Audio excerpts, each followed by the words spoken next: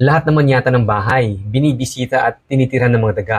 Kasi hindi lang naman daga ng bahay natin yan. Okay. Daga yan ng kapitbahay, daga ng kalye, daga ng barangay natin.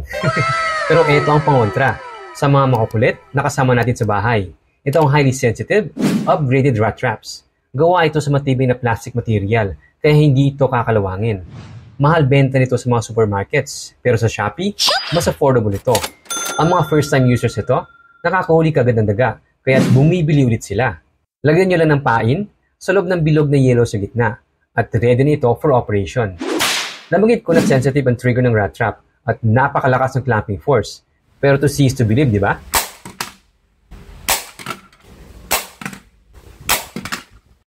Sa bawat ahon, isang huli yan, guys. One less pesa sa loob ng bahay natin. One small victory, di ba? Kaya panalo talaga ito. Nice. Pero paalala para sa safety ng ating mga daliri. Ingat po sa pag-handle ng rat traps kasi sobrang sensitive ng trigger nito. Sugat aabutin pag aksidenteng makagat tayo nito. Kaya ingat po, okay?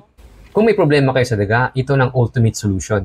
Buy with confidence po dahil may 10,000 pieces na ang nabenta ng item nito. Check nyo lang yung video description para maklik nyo yung Shopee link nang makabili na nitong rat trap.